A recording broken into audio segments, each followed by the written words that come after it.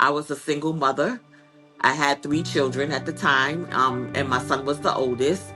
He had a lot of responsibility because I was working. You know how sometimes we leave our oldest child to have a lot of responsibility. But I come to find out that my son was hurting. He was hurting really badly because he had a hole in a space where his dad's supposed to be. My son really, he was one of those sons that just really desired to have a relationship with his father. His father rejected him several times. And so that was an issue, but I didn't know it was an issue then. I didn't have the knowledge then to look back and see that my children were okay. I just was trying to make sure that I was okay. So I was seeing signs, I was seeing red flags, but I didn't know that that's what they were. Sometimes, especially young men, and this is why I created this space that I created, is that already society tells young men from boys not to cry, they're not to Yeah. feel, they're not to experience hurt. And so a lot of times the hurt comes up and it shows up as anger. It shows up as behaviors that are not desirable for society because they're hurting and they don't have a space to say, listen, I'm hurting, I need something. I think that we should have really grace with is allowing our children to have an opinion and talk about what they're going through. Separation from your children will make you live under the roof with somebody that you don't even know. When they put my You son in the did? ground, I didn't cry. I walked around for 15 years with a lump in my throat. We have to give people a space to say, I am not okay. But you don't stay not Yes. okay.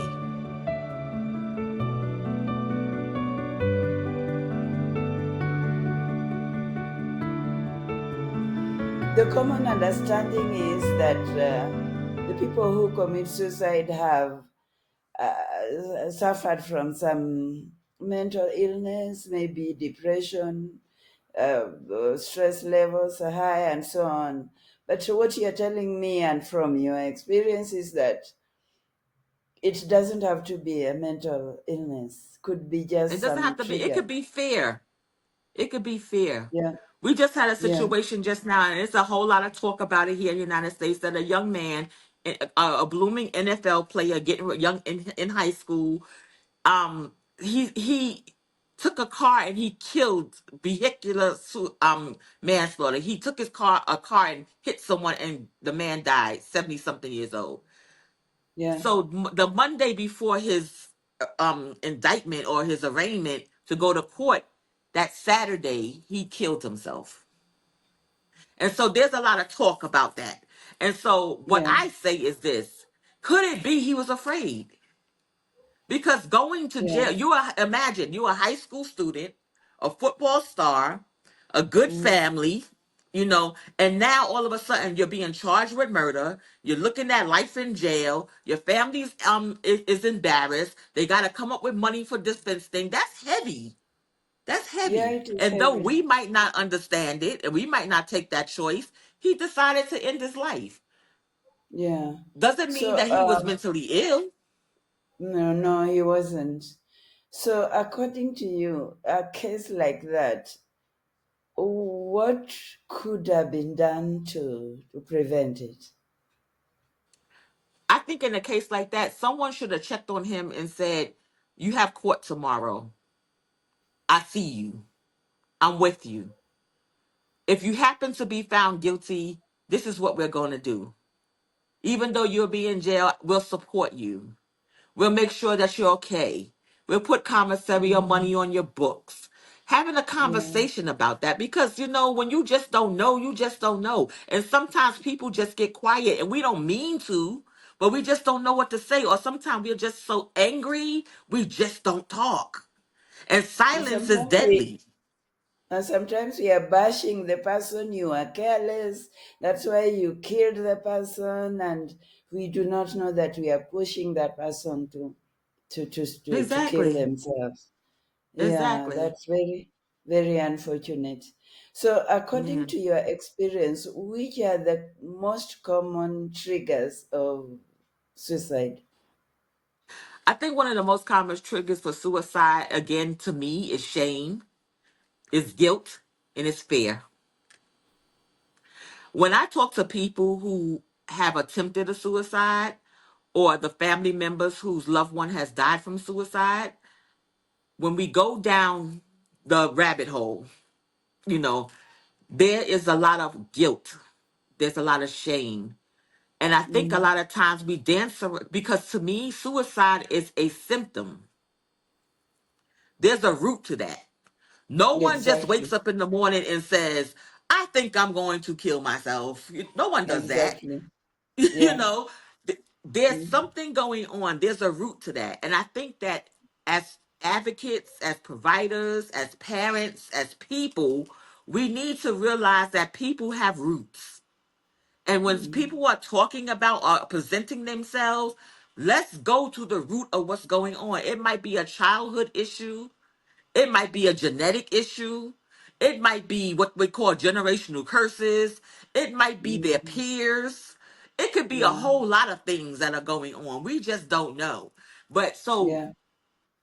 what I call what I call the walk of shame is when someone has attempted a suicide or as a suicide loss survivor, when you leave that hospital after finding out that someone has transitioned and died from suicide or leave that space, that Mm. immediate moment when you have the shoulda, coulda, wouldas, that shame. Because as a suicide loss survivor, the shame comes in. Why did they do that? Did they? What could I've done? Why didn't I see that? And as someone who's Mm. attempted a suicide, the other part is, well, everybody now knows that I tried to kill myself. They see me as weak. I'm so dumb I can't even kill myself. And they go down that whole rabbit hole. So I Yeah. think that the source of it is shame, is guilt, and it's fear. Yeah. Now, how have you navigated the space between the time your son died till you collected yourself and started this movement? Um, it was a process, because one of the things is when my son first died, I was a Muslim, you know. And when I came to the mosque, they told me, "Oh, he's in hell. Move on." So I'm like, okay. So it was very lonely. It was very lonely. One, because at that time and even now, people don't know how to talk about it. Families are estranged because I'm gonna tell you something. My Yeah. family has issues where we don't speak. We go long times without speaking, like years without speaking. Nothing happened. Yeah. It's just what we do. We got together for our grandmother's funeral and found out that three cousins, three of them, our first sons died of suicide You and didn't did, even and know. you did not know And we did not know. We didn't know. We don't speak. communication. Exactly. And that's what I'm talking about, the family dynamics. Sometimes families are just going through stuff because they just going through stuff. You know what I'm saying? And so you don't speak, you exchange, you don't realize that it might be a familiar thing that's going on in your family. Grandma, great great grandma might have had experienced mental illness, but then we didn't know what to call it. You know Yeah. what I'm saying? So Yeah. Yeah. there's a lot of things that's going on. So to navigate through all that stuff, I had to really educate myself, to get Yeah. classes, a lot of prayer, you know, because Yeah. I had a strong issue with God. I was like, why would you allow this to happen? What's wrong with you? And I actually spoke Yeah. to God like that. Like, what's wrong with you? Like, you can't find Yeah. someone else to do these things too? But Mm. again, purpose and pain. God had a purpose. And he had to let Yeah. me know that that's your son, but that's my son first. That's my child first. You know, Mm. and so in the transitioning of my son, I had to create a space where young boys, where we serve anyone, but my heart is young men. Young men and young boys can have a space to talk because they don't talk. They They don't just talk. don't. Yeah. A lot of us that have Mm. sons, a lot of mothers, We want to have deep conversations with our kids, especially with our sons, and they don't Mm. talk. And Yeah. so I had to create a space of safety. So before you came to terms with it, how was your relationship with family, friends, the church? Did you go to church, or did you keep away from church? Because yes, you say you had an issue with God, and at what point did you get back to a relationship with God? Well, with my family and friends, I tell you I was a strong one. So my family watched me, and if I didn't say anything, they didn't say anything. And I didn't say anything, Yeah. because So again, everybody did not facade. say anything.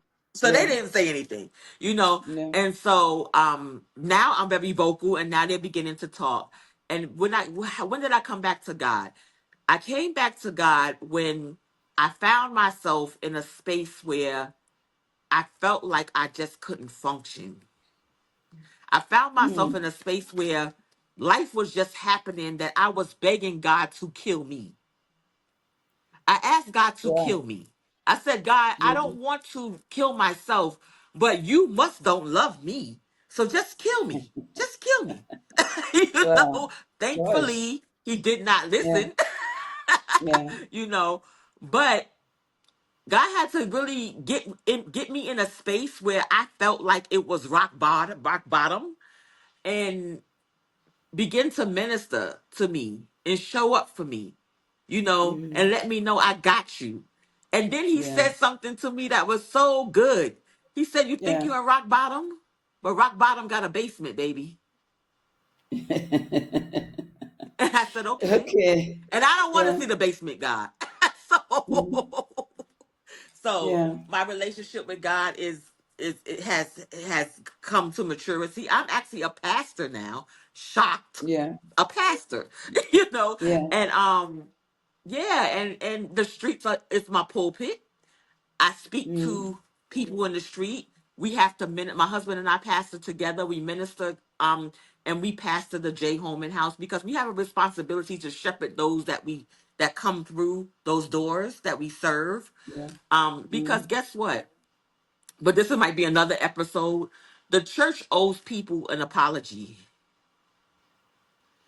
There This are some is people another episode. Yeah, yes. This is exactly another episode.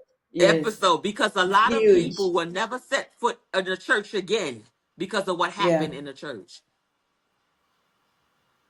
Let's do this in another episode. Yes, Because yeah, I know there's a lot that has to be said here about the to church. unpack, right?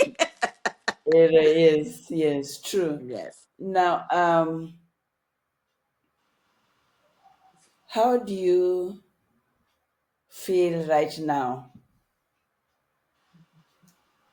Um, Suicide is my passion. Yeah, I think that suicide is preventable. I really believe that. yeah, I think that awareness comes before prevention. That people need to be aware of what they're looking at. They need to be educated. They need to mm, talk.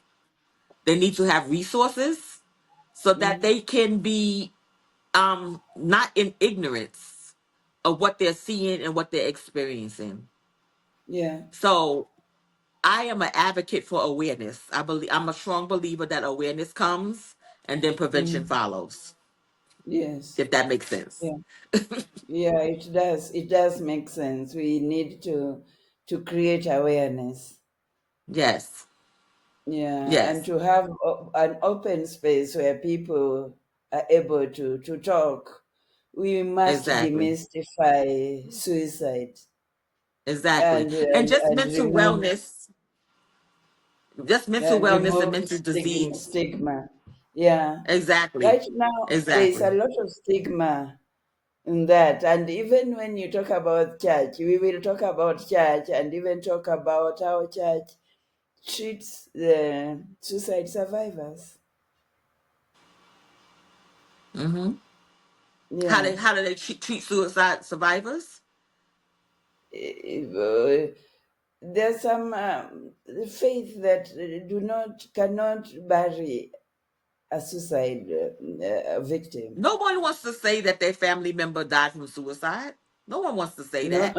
And so yeah, survivors, and this is the thing, survivors sometimes have something called survivor remorse. survivor. Why did they leave? Yeah, why did they leave and not me?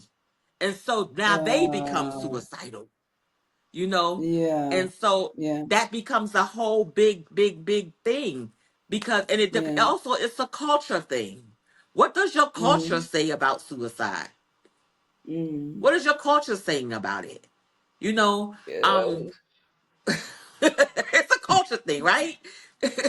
yeah, it is. I can't. Yeah, and the family that has experienced suicide is like it's a taboo to even get near them. You do not Yeah, want to associate with them. It's like suicide is pandemic. It will smear onto the people who have not, who are holier than thou, and which is it's very like wrong. catchy, like it's a cold, like you're gonna catch it or something, right? You know, Exactly, exactly, but they don't which is realize very that not wrong. not talking about it is spreading it. It's spreading it, exactly. It's spreading it. Yeah. So we've got to talk about it. Yeah, talk about it and support that Yeah. family because they're grieving. You know, death Mm. is death, right? No one wants their loved ones to die, but when someone dies so instantly and so unexpectedly, that's something on top of death, right? And Yeah. so no one wants their family member to die from suicide because there's a whole people don't realize that there's a whole aftermath and impact that happens. It's like Mm. someone just taking their hand and just breaking your whole chest open. That's how it feels. Mm. People don't Yeah. realize when my son died, they came down immediately. Mm. They started talking to me about organ transplant, organ donation. He just died, but he's 18 years old. He has fresh organs, and his organs could let someone live. People don't realize that. They came to me and talked about organ donation. I had to clean up his room, his space. I had to go to Yeah. his school and finish up his paperwork. I had to walk Yeah. into my home. And he died December 20th, right before the Christmas holiday. And even though I was a Yeah. Muslim, I enjoyed that season. So it snatched away that season from me for a while. You You are know, a Muslim. I was a Muslim when my son died. Yeah. Yeah. So what happened? Now you're a pastor. Exactly.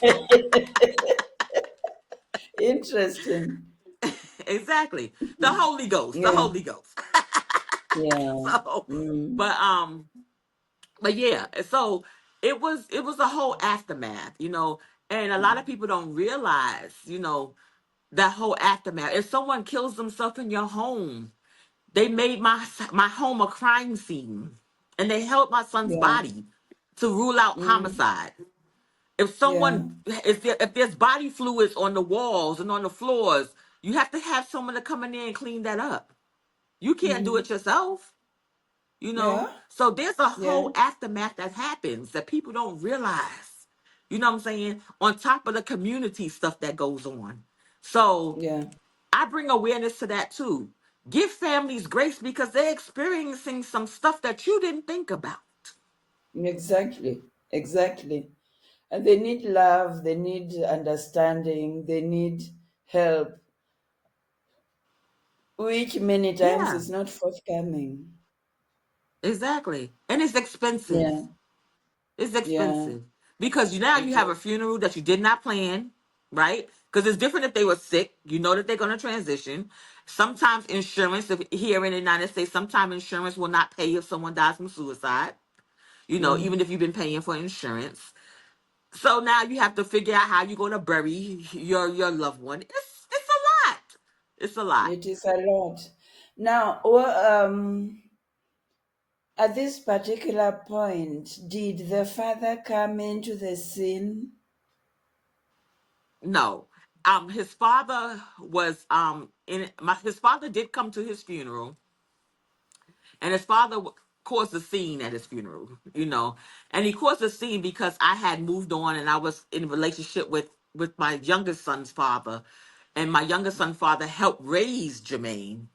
And Yeah. so at the funeral, I had pictures, and in this pictures was my youngest son's Yeah. father, Mm. and he came to the funeral and he caused a scene, but that was his own guilt, Mm. because Yeah. but Jermaine was his only son, his only child, and you Yeah. didn't, and you chose not to be in Yeah. his life. His father had his own demons. He struggled with his own stuff, you know. Yeah.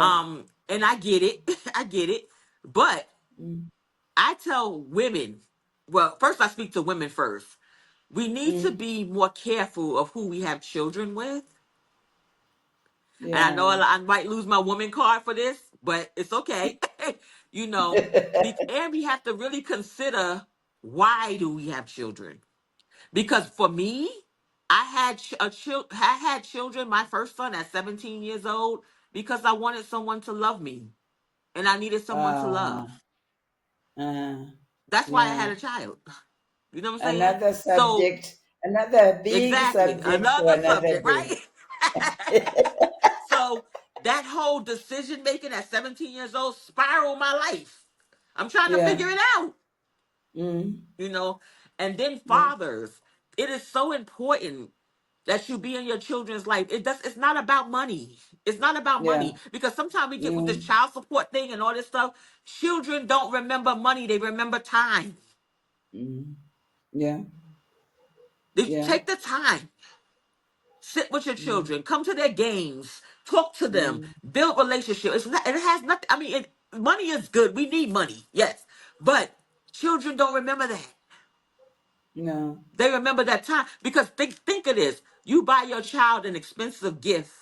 What do? They take the gift and throw it to the side and play with the box, Yeah. Yeah. right? Mm. Because True. sometimes children are just simplistic. They just want you. Mm. They want your heart. They want you. And Yeah. so I think as parents, we need to realize that our children want us. And that's, for me, I chased money. I was a nurse. And so in New York Mm. City, you make a lot of money as a nurse. But guess what? Yeah. It's never enough. I did 16 hours a week, a day, for 7 days. That Mm. means I was only in my house for 8 and I was asleep for 4 of them. Yeah. And so you were also not Available. available. Yes. Yes. Yeah. Yeah. Yeah. Because I asked my Mm. daughter, after everything, was said and done, I said to her, "Am I a good mom?" And I never forget when she said to me, she said, "You make dinner and you give us everything that we need, but you don't know if I eat." That says a lot. It does. It does. Yeah. And that speaks to parents. That Yeah. speaks a lot to parents. So how Because we is running your, after money. yeah. How do you feel right now? I feel like I can breathe. I walked around. Remember I talked about that lump in my throat? I walked around with that lump in my throat for so many years because I had something to say. Yeah. I needed to cry. I needed to talk. I didn't have the language to put to what I was feeling. I have the language today. You know, Yeah. I Mm. feel good. I feel good. I'm determined. I just feel like I'm a woman on a mission, and I'm not the only Yeah. one. It's a whole lot of us out there, right? And so I Yeah. really feel like, even though my son is not here, he's here. Mm. Yeah. Yeah. And in these short years that he lived, because he died when he was 18, he left a legacy behind. I'm Mm. building something so that when I'm not Yeah. here, there's something behind, because at the end of the Mm. day, we have to realize it's never about us. No. It's never about us. A lot of us have to Yeah. get over ourselves because we here to serve other people. And Mm. serving means that you still got to get up. Serving means that you Yeah. still got to push through. Serving means that you Yeah. have to heal because you have things Mm. to do, Yeah. you True. know? So at this Yeah. point, I'm So, over myself. but I believe the healing is a process. You are still going through the healing. 20 Do years. you do you 20 years. do you at any point still feel hurt about what happened to your son I miss and the him. guilt? The guilt, I don't has have it? guilt anymore. Good, I don't have guilt. good. I don't have shame anymore. Yeah, In my relationship with God and therapy has helped me remove guilt. I can tell my story from a place of victory because I used to tell my story from a place of pity. I could tell yeah, what happened from a place of victory. Um, yeah, do I miss him? Absolutely. Do I think about if he would have had children, if he would have been married, what he would have been doing? Absolutely. yeah, But I'm okay with it. I'm okay with it. And guess what? Not in my yeah, might, but because I know who God is. At the end of the day, it was yeah, nobody but God that did this. I could have never healed yeah, my own self and mm, do what I do. yeah, Um, and it's not even about religion. It's about the relationship that I have with God. That I had to yeah, just get down in a corner somewhere and be balled up in a mm, corner for Him to tap me on my shoulder and say, "I got you. Let's go." you mm, know. And yeah. so, I wake Um, up every day. you wake up every day and do your thing. Now, Yes. I believe we have covered quite a bit for today. And Amen. I know that we are going to have a lot more episodes speaking about this. But before we sign off, is there anything you would want to say to the world? Yes, I do. I want to Yeah. say to the world that the world is better with you here. The world is Yeah. better with you here. If you are Mm, thinking and contemplating of killing yourself, please don't. Call mm, the suicide hotline number. In the United States is 988. I don't know what the number is in other countries, but it's 988 in the United States. Find someone. Get the care that you need. Take care of yourself. Take mm. care of your family members and look for the J. Holman House. This is what the J. Holman House. This is what we do. The J. Holman Yeah. House. It's named after my Mm, son. I want to thank you for what you do for sounding the alarm because guess what? You mm. are pulling the wool off of what's going on here, and I want to tell you how much I appreciate that. Thank you. And to the person who right now is going through hell and is feeling like it's over, what would you tell them? It gets better. I know it doesn't look like it's gonna get better, but it gets better. It gets better. Yeah. I could tell you a whole bunch of Mm, stories where I didn't think it was gonna get better. Listen. We all have stories, right? But it's through your yeah. testimonies. It's through your resilience. It's through your pushing that builds your character and lets you know that God is God. And I Yeah. know a lot of people don't believe in God. I know a lot of people don't want to hear from God, but I tell you one thing, because I was a woman who was mad at God, cuss him all the way out, cuss him out, you know. Mm, But at the end of the day, he's still God, and he gonna get what he yeah. need. you know what I'm Yeah. saying? And Yeah. so I really believe that you can't do this without him. Give Yeah. him a chance, a second chance, a third chance. You know what I'm saying? Give yourself Yeah. some grace. Give yourself some grace. It's not that bad. Yeah. And to that family who has just gone through the experience of suicide, what do you tell them? First of all, I want to tell them my condolences. I get it. I get it. Um, I can't tell you to move on, but I can tell you that it's possible to move forward Yeah. because that pain will always be there. You will miss that person. That anger will be there. You have to go through those stages of grief, and grief doesn't ask permission. It just shows up when it wants to. And 20 Mm, years later, it still tries to show up here. yeah. So, but happiness and joy is stronger in my house than grief. So Yeah. when grief shows up, joy overtakes. But Yeah. I'm not gonna Yeah. lie to you and say that everything is lilies and flowers and valley. No, it's not. I have days when I'm feeling what I'm feeling, and I allow myself to feel it, but I don't stay there. Yeah. Thank you so much for Pastor Roberts for doing this. And like we have said, we are going to have many more conversations on this. Thank I you. know that you are a very strong woman. You have picked up your pieces and you're moving on and making the world a better place. And I would Amen. only say, may God bless you. Thank you. God bless you Thank as well. you. Thank you. Thank you. Thank you for watching this episode of Mental Wellness Insights. We hope that you will be able to learn something from here. And we look forward to more conversations with Pastor Roberts. We hope that you will subscribe to this channel, click on the notification bell, and may God bless you.